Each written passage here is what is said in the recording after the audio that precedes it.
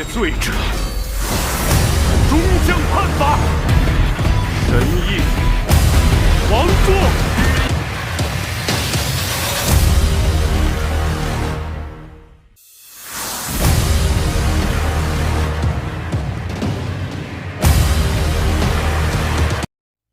Yo, jumpa lagi dengan Oyen GG. Kali ini, Mimin masih menceritakan dongeng Donghua Throne of Steel. Ayo kita lanjut dari cerita sebelumnya.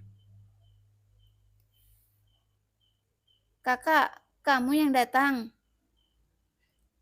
Meskipun mereka bisa bertemu sesekali, ketika Lee Sin melihat penampilan tampan Long Hochen, dia sangat terpesona, terutama karena masih ada aroma samar di tubuhnya setelah mandi.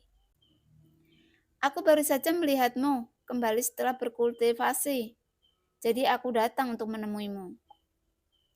Lee Sin berkata dengan senyum lembut, kemudian membelai rambut basah Long Hochen. Long Hochen berkata dengan malu-malu saat ini, kakak, ayo masuk dan duduk di dalam, dan aku akan menuangkan air untukmu. Jangan repot-repot, aku baru saja datang dan ingin melihatmu. Lee Sin secara alami melingkarkan lengannya di bahu Long Hochen dan berjalan masuk. Meskipun Long Hochen sudah 1,7 meter, namun tinggi Lee Sin adalah 1,75 meter. Dengan paha ramping, pinggang ramping, dan pantat bulat, dia tidak tahu berapa banyak orang yang terpesona olehnya. Namun, tidak ada yang berani menggodanya karena dia mawar dari neraka. Dia menepuk bahu Long Hochen dan mencubitnya di lengannya. Lee Sin tertawa dan berkata, sepertinya kamu telah bertambah kuat lagi. Bahkan kamu lebih tampan. Terkadang kakakmu benar-benar ingin memakanmu dalam satu gigitan. Betapa menyenangkannya bagiku untuk memiliki kulit yang bagus seperti milikmu. Long Hochen berkata tanpa daya, kakak, apa yang kamu katakan? Apakah kamu pikir aku ingin melakukan ini? Namun, penampilan itu diberikan oleh orang tuaku. Jadi, aku tidak bisa berbuat apa-apa. Aku hanya terlihat seperti ibuku. Lee Sin terkikik dan berkata, oke, aku tidak akan menggodamu lagi. Mari kita bicara tentang bisnis yang serius. Dalam setengah tahun, uji coba untuk kelompok pemburu iblis akan diadakan. Aku telah menembus 2 tingkat tinggi kesatria. Dan kali ini saya pasti akan mencoba yang terbaik untuk menjadi anggota kelompok pemburu iblis. Saya sudah memberitahu Paman Nalan, dan kali ini saya akan mengajak Anda melihat pemandangan. Dan umur Anda sekarang kurang dari 12 tahun. Mungkin 5 tahun kemudian, Anda akan dapat memilih untuk kelompok perburuan iblis berikutnya. Kali ini dapat dianggap sebagai menambah beberapa pengalaman bagi Anda. Namun, instruktur Yehua tidak mudah untuk dihadapi, dan Anda harus mengatakannya sendiri. Bahkan, Paman Nalan tidak bisa berbuat apa-apa padanya. Long Hochen tertawa dan berkata, oke, aku akan membicarakannya dengan guru. Kakak, aku akan pergi dengan guru Yehua besok. Baik, aku akan memberitahunya kalau begitu. Dia juga sangat tidak berdaya karena Yehua mengeluarkan perintah yang ketat. Dia tidak diizinkan untuk mengungkapkan basis kultivasinya kepada siapapun, bahkan Nalansu. Untuk menggambarkannya, wajah zombie ini sudah sangat semberut, dan kali ini dia bertekad untuk membuat pertahanan terkuat. Tatapan licik tiba-tiba muncul di mata Lee Sin. Saudaraku, meskipun Anda tidak dapat memberitahu saya bagaimana kultivasi Anda sekarang, mengikuti kultivasi Yehua tidak akan buruk. Kali ini, kita akan pergi ke kota Hayue untuk berpartisipasi dalam uji coba tim pemburu iblis. Selain kami, ada beberapa orang lain, terutama gadis es. Lin Jialu juga akan pergi. Kamu harus membantu kakakmu nanti. Long Hujan berkata, Kakak, Anda telah berdebat begitu lama. Lupakan saja. Saya dapat melihat bahwa meskipun Anda bertengkar ketika Anda bertemu, Anda benar-benar menganggap satu sama lain sebagai teman. Bah, siapa yang memperlakukannya sebagai teman? Oke, aku pergi. Kamu harus berlatih keras selama setengah tahun. Gadis ini selalu memiliki gaya tegas. Dengan rambut basah, dia meninggalkan kediamannya.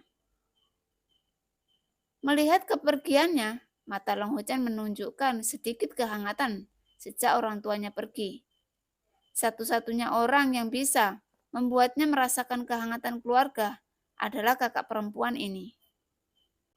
Dan terpatri di dalam hatinya. Dia telah lama menganggap Li Xin sebagai saudara perempuannya sendiri dan layak dilindunginya dengan nyawanya. Long Hujan bukan orang yang ekspresif, tapi dia memiliki hati yang selalu bersyukur. Setelah Li Xin pergi, dia duduk bersila dan memasuki keadaan meditasi kultivasinya. Orang dengan bakat yang baik mungkin tidak dapat berhasil. Dan jenius yang tak terhitung jumlahnya juga telah runtuh karena kepribadian mereka. Budidaya Long Hujan mampu meningkatkan begitu cepat. Selain bakatnya, itu adalah keadaan pikirannya yang tenang. Dia tidak memiliki gangguan. Pikirannya seperti cermin. Ketika dia berkultivasi, dia tidak akan memiliki kekacauan di hatinya sama sekali.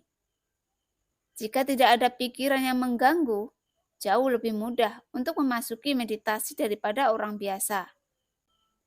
Ketika spiritual yang lembut berdesir lembut dari dalam tubuhnya, dan cahaya keemasan samar menjulang dan menyebar keluar dari tubuhnya. Di tengah dadanya, warna emas yang lebih pekat perlahan muncul, dan cahaya ini sebenarnya berfluktuasi dengan frekuensi detak jantungnya. Aura murni cahaya dilepaskan dari tubuh Long Hujan. Dengan fisik putra cahaya, jauh lebih mudah baginya untuk menyerap elemen cahaya antara langit dan bumi daripada orang biasa. Lebih penting lagi, dengan peningkatan terus-menerus dari kekuatan spiritual batinnya. Long Hujan menemukan bahwa kekuatan spiritual batin cahaya sucinya tampak lebih murni daripada kesatria lainnya. Saya menemukan ini ketika saya sedang mengembangkan keterampilan kesatria penjaga. Dan keterampilan yang sama, Yehua yang mengajarinya, mengatakan kepadanya bahwa dia membutuhkan 50 poin kekuatan spiritual untuk merangsangnya. Akan tetapi pada kenyataannya, dia hanya membutuhkan 30 poin kekuatan spiritual untuk menyelesaikannya. Dia tidak mengatakan rahasia ini, tetapi menyimpan dalam hatinya. Meskipun dia tahu Yehua baik padanya, dia juga menganggapnya sebagai salah satu orang terdekat. Tetapi bagaimanapun, Yehua tidak dapat memiliki posisi dengan Long Qingyu di hatinya. Oleh karena itu, ia selalu mengingat kata-kata ayahnya dan tidak pernah sepenuhnya mengungkapkan warisannya. Terlebih lagi, latar belakang seperti ini luar biasa bagi orang biasa. Cahaya keemasan yang menjulang di dada adalah fluktuasi energi dari tungku roh. Dan tungku spiritual ini telah berubah menjadi emas di tubuhnya saat ini. Dan dia fokus pada bagian dalam selama proses meditasi. Long Hujan bisa melihat bahwa tungku penginduksi roh spiritual diam-diam mengambang di dadanya dan di sekitarnya. Energi spiritual batin disajikan sebagai pusaran berbentuk rongga dan berputar di sekitarnya. Kekuatan spiritual batin dari kelompok kabut emas muda ini berputar sangat lambat. Ketika bahkan mediator dapat dimotivasi, itu akan meningkatkan kecepatan rotasi. Namun, ia tidak bisa dipercepat karena mereka membutuhkan waktu 2 jam untuk sekali rotasi. Tampaknya kecepatan budidaya kekuatan spiritual batin semacam ini benar-benar terlalu lambat. Namun, dalam proses rotasi yang tampaknya sulit dan lambat ini, setiap 6 kali pusaran rongga emas berputar, kekuatan spiritual batin Long Ho Chan akan menjadi lebih kuat, walaupun penambahannya sedikit.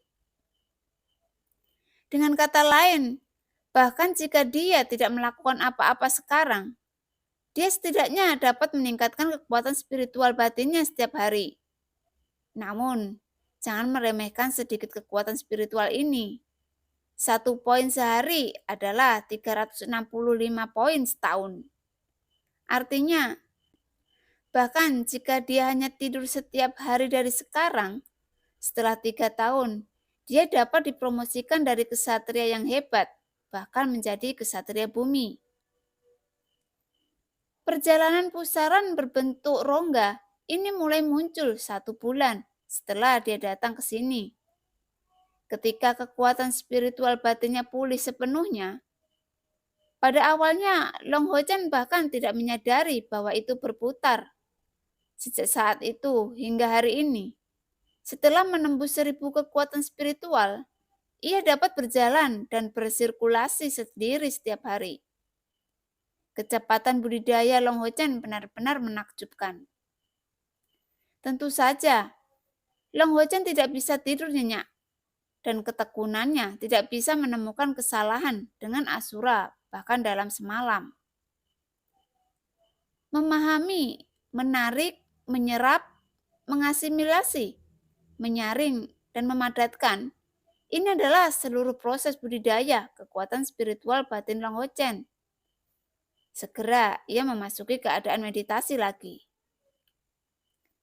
Di pagi hari, Long Ho Chan datang ke tempat Yehua tepat waktu. Ayo pergi, Yehua yang masih memiliki wajah zombie. Long Ho Chan langsung bertanya, Guru, kemana kita akan pergi? Ke Gunung Suci Kesatria, jawab Yehua. Sebuah kegembiraan yang kuat muncul di hati Long Ho Chan seperti letusan gunung berapi. Mengingat unicorn mawar merah cerah dengan kecepatannya seperti kilat, Long Ho Chan berteriak dalam hatinya. Aku juga ingin memiliki tungganganku sendiri. Pakaian Yehua hari ini berbeda dari yang sebelumnya. Dia mengenakan baju besi ringan perak yang menutupi seluruh tubuhnya. Selain perisai yang dia gunakan untuk melatih Long Ho Chan, dia juga membawa pedang di punggungnya. Dan sebuah tas jinjing dilemparkan ke Long Ho Chan. Masukkan dia ke dalam cincin jangan lupakan aku. Saat ini, pakaian Long Ho Chan bahkan lebih sederhana. Dia bahkan tidak memiliki baju besi. Dia hanya memiliki pedang dan perisai saja. Dan perisai itu adalah perisai bercahaya yang diberikan Li Xin kepadanya. Guru, bukankah kita akan pergi ke Gunung Kesatria Suci? Long Ho Chan tampak curiga dan membawanya kembali. Seolah-olah dia akan pergi ke bagian belakang aula cabang Hayue. Kamu ikuti saja, Yehua berkata dengan ringan.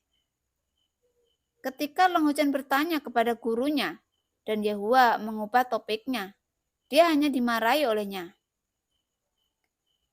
Berjalan ke tempat latihan saat ini, pelatihan Cavalier belum dimulai. Kebanyakan dari mereka mungkin sedang sarapan di kafetaria, dan tempat latihan tampak sangat sepi. Yehua berhenti, mengangkat tangannya dan mengarahkan jarinya seperti pedang di udara. Dan cahaya keemasan pucat mengembun menjadi rune emas berirama di udara. Long Ho Chan telah melihat tindakan seperti itu ketika Li Xin telah menggunakannya di awal. Bukankah itu cara untuk memanggil tunggangan? Mungkinkah guruku menjadi kesatria sebelum usia 20 tahun dan pergi ke Gunung Suci Kesatria? Cahaya kemasan naik. Dan cahaya kemasan menyilaukan, dan cahaya yang menyilaukan berubah menjadi gerbang cahaya, Dengan teriakan panjang, sesosok keluar dari cahaya kemasan itu. Ketika ia melihat sosok ini dengan jelas, Long Ho Chen tidak bisa membantu, tetapi melebarkan matanya. Dia berlatih dengan Yehua selama 2 tahun. Tetapi ini adalah pertama kalinya dia melihat tunggangan Yehua saat ini. Itu adalah burung besar dengan tubuh kuning pucat. Itu keluar dari cahaya keemasan dengan ketinggian lebih dari 2,5 meter. Bulu kuning di tubuhnya disajikan dalam lingkaran aneh. Dan kepalanya juga sedikit membulat. Bahkan tubuhnya lebih kokoh. Dan ada lapisan samar cahaya emas yang memancarkan darinya. Ketika berlatih dengan ayahnya, Long Qingyu mengajarinya sebuah jenis pengetahuan selain melatih setiap hari. Di antaranya, pengetahuan tentang monster secara alami yang dia pahami. Setelah terkejut untuk sementara waktu, Long Ho Chen sudah menyadari bahwa ini adalah binatang terbang tipe langit yang langka. Bernama Yue Diao. Binatang ini tingkat 6. Secara umum, binatang terbang ini adalah jenis angin yang paling banyak. Dan jenis lainnya pun ada. Tetapi jenis langit adalah yang paling langka. Kecepatan terbang elang tingkat ke-6 ini mungkin tidak terlalu kuat. Tetapi baik dari segi gravitasi dan pertahanan, itu tidak tertandingi oleh binatang terbang dari tingkat yang sama. Guru, jadi Anda adalah seorang kesatria langit, kata Long Ho Chen dengan sedikit iri. Dalam pekerjaan kesatria tingkat kelima, hanya mereka yang memiliki tunggangan monster terbang yang bisa disebut kesatria langit. Jika tidak, mereka semua adalah kesatria bumi. Tidak ada keraguan bahwa dalam kasus peringkat yang sama, kesatria langit secara alami lebih kuat. Namun saat ini, mata Yehua menunjukkan kelembutan yang langka. Dan Yue Diao menundukkan kepalanya dan membiarkannya mengelusnya 2 kali sebelum melebarkan sayap besarnya, yang lebarnya 5 meter dan sedikit berjongkok. Yehua menarik Long Ho Chen, melayang dan mendarat di punggung Yue Diao. Tetapi sebelum Long Ho Chen bisa bereaksi, embusan angin tertiup dan Yue Diao mengambil beberapa langkah untuk berlari. Dan sayap besar itu mengepak keras dan mereka berdua sudah terbang. Ini adalah pertama kalinya Long Ho Chen berada di atas binatang terbang. Jadi dia sedikit gugup dan tanpa sadar menggenggam bulu-bulu di punggung Yue Diao. Pemandangan di bawah kakinya dengan cepat menjadi lebih kecil. Dan segera Yue Diao telah membawa mereka ke udara.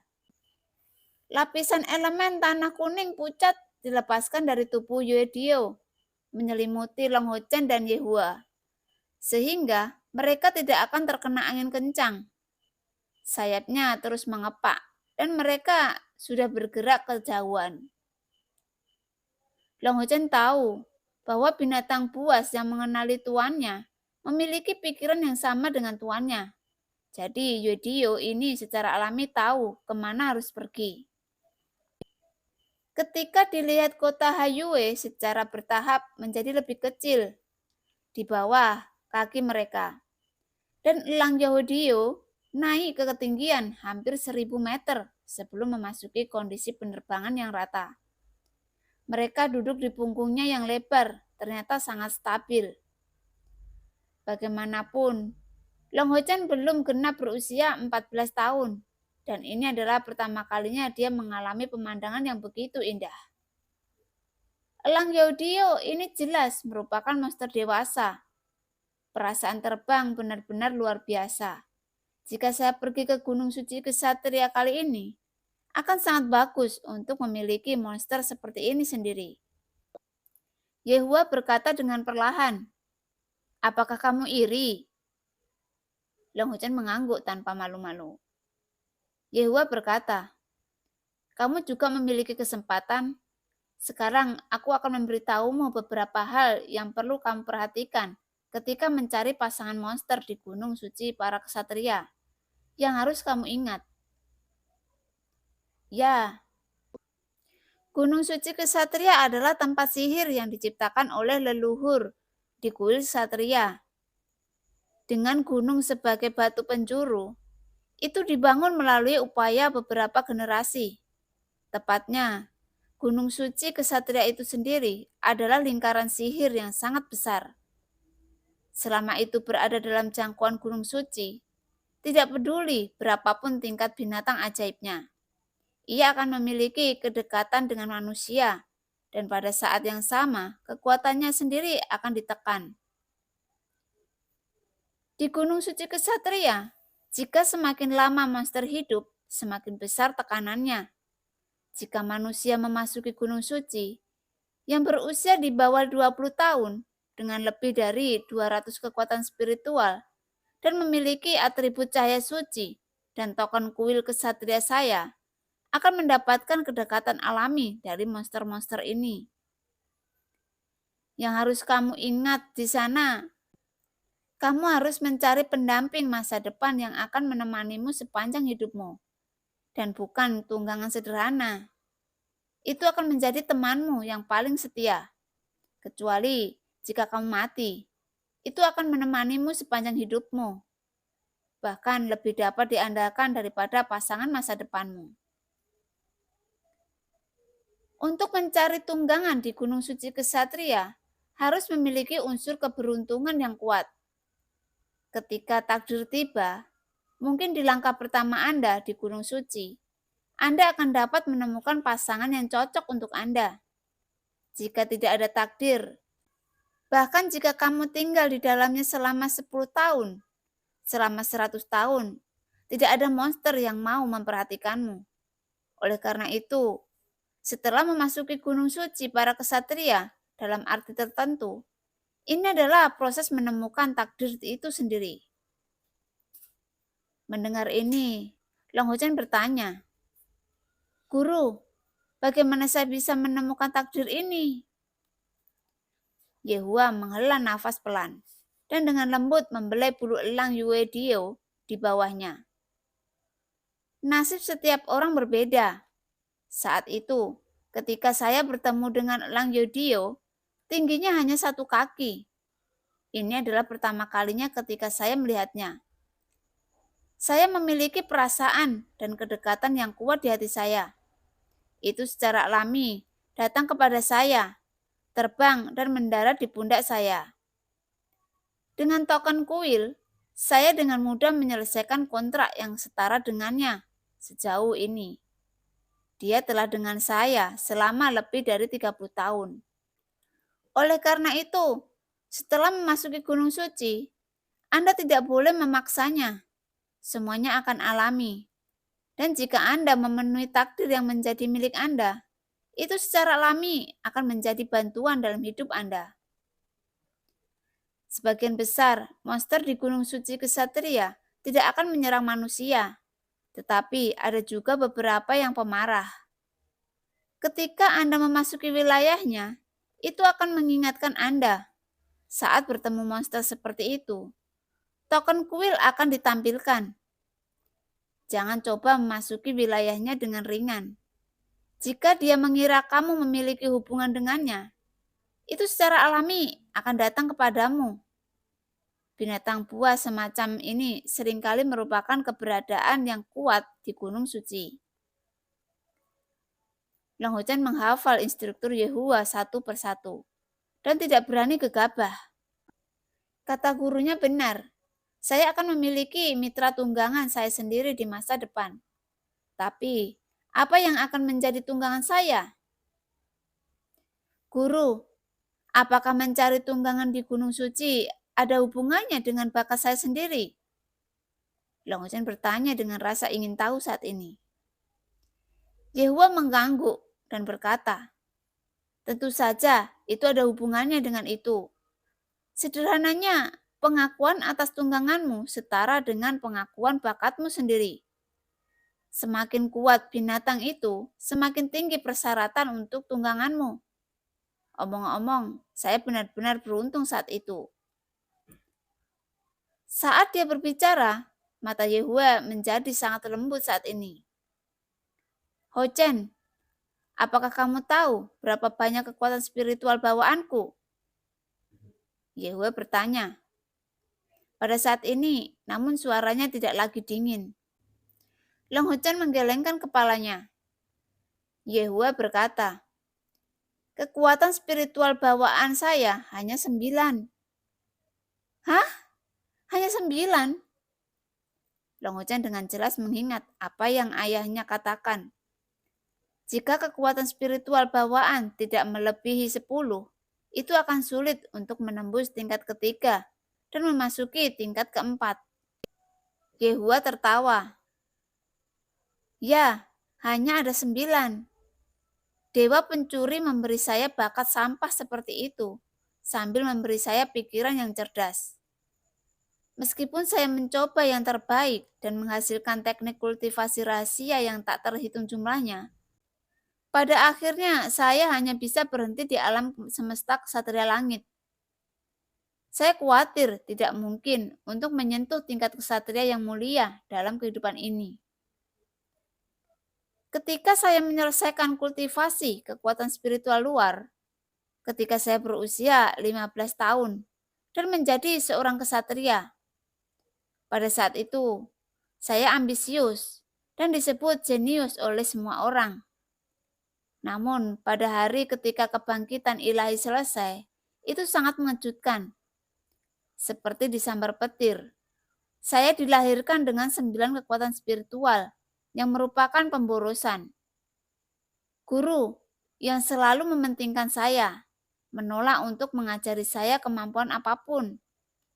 Dan dia bahkan tidak memberitahu saya bahwa Gunung Suci Ksatria ada di sana. Tempat yang luar biasa. Saat itu, saya baru berusia 15 tahun. Betapa tidak rela, dan saya tidak percaya bahwa saya tidak bisa menjadi ksatria yang kuat karena spiritual bawaan saya. Tetapi saya percaya bahwa dengan usaha saya sendiri, saya pasti akan mampu menembus diri dan menembus belenggu dewa. Jadi, saya mengandalkan kaki saya untuk berjalan ke kuil ksatria dan meminta kuil untuk kekuatan saya. Setelah itu, saya mengandalkan kaki saya untuk berjalan ke Gunung Suci Ksatria dan memasuki Gunung Suci. Setelah seorang ksatria di bawah usia 20 masuk, dia hanya bisa tinggal selama maksimal 1 bulan. Dan jika dia tidak dapat menemukan nasibnya dalam sebulan, dia akan dikirim keluar dari Gunung Suci dengan token kuil. Saya mencari hari demi hari. Dan setiap kali saya melihat monster, bahkan monster yang lemah dengan hanya level 2 atau 3 level, saya mencoba untuk berkomunikasi dengan mereka. Tetapi, bahkan monster lemah ini tidak memandang rendah saya. Waktu telah berlalu, hari demi hari. Akhirnya, sebulan telah tiba, dan saya akan diteleportasi. Saya benar-benar tidak bisa berdamai. Saya berteriak di langit dan menangis dalam kemarahan. Saya tahu bahwa jika saya dikirim keluar seperti ini, saya benar-benar akan sia-sia dan saya bahkan tidak akan memiliki kesempatan untuk menjadi seorang ksatria yang kuat. Saat itu saya bertemu dengannya. Dia mendengar tangisan saya dan jatuh dari langit dan mendarat di pundak saya. Sepertinya dia membaca rasa sakit di hati saya. Dan sejak itu, dia menjadi satu-satunya kerabat saya. Menjadi sahabat dan saya akan melindunginya dengan hidup saya. Itu seperti saudara terdekat saya. Namun ketika Yehua yang selalu dingin, benar-benar meneteskan air mata saat ini. Dan Yodio perlahan menoleh dan menatapnya dengan lembut, seolah-olah dia menghiburnya.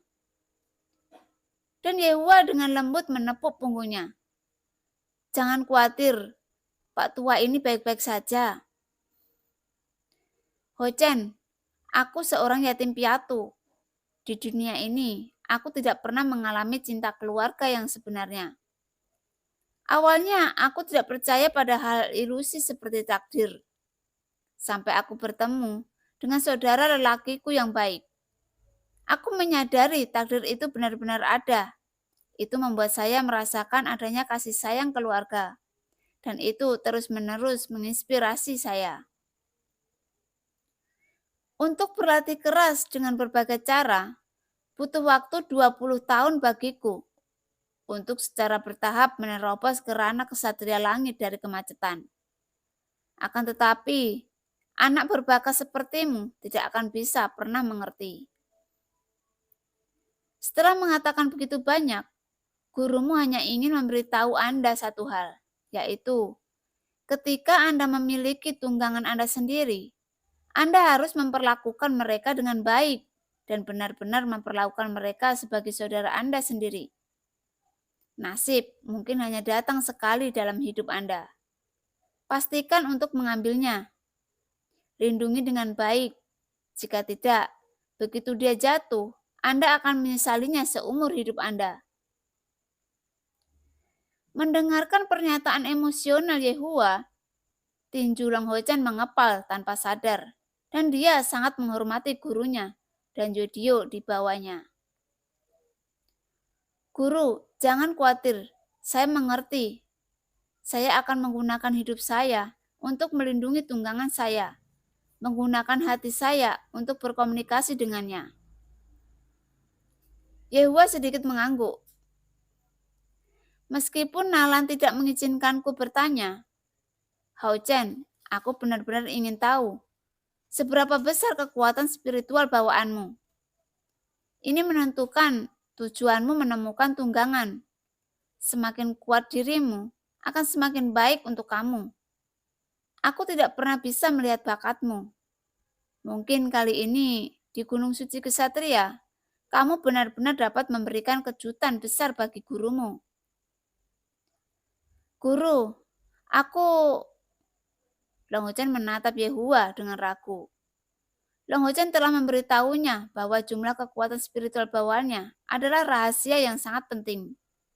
Namun, menghadapi guru di depannya yang disebut Sura, membuat hatinya sangat panas. Dengan gurunya yang gigih, haruskah dia benar-benar menyembunyikannya? Yehua melambaikan tangannya dan menghela nafas pelan. Lupakan saja, ini adalah privasi pribadimu. Dan bajingan gemuk Nalan bahkan tidak mengetahuinya.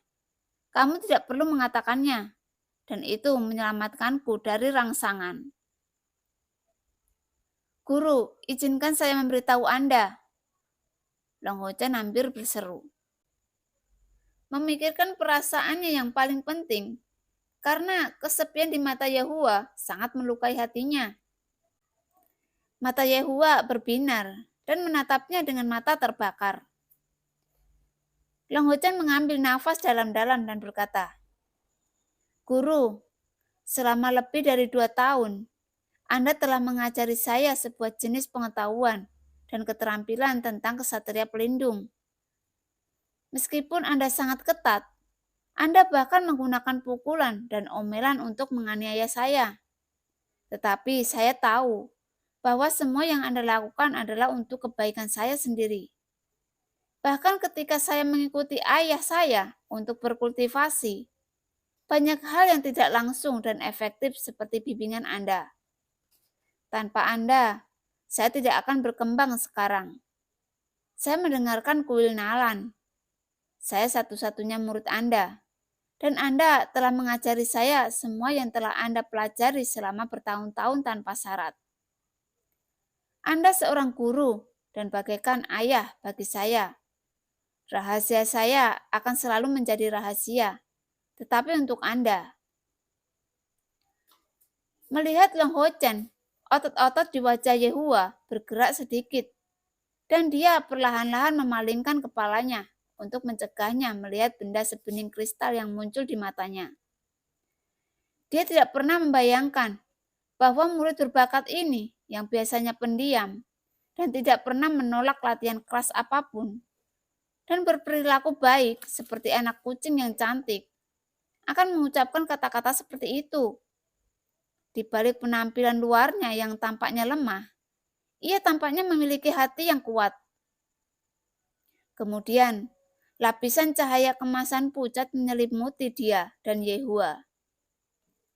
Tirai cahaya adalah keterampilan pertahanan kesatria tingkat ketiga. Ini memiliki efek mengisolasi deteksi keterampilan dan mengisolasi bagian dari suara. Pertahanan tunggal. Dengan basis budidaya kekuatan spiritual Long Ho Chen saat ini, dia hampir tidak bisa melemparkan perisai cahaya untuk menutupi dia dan gurunya.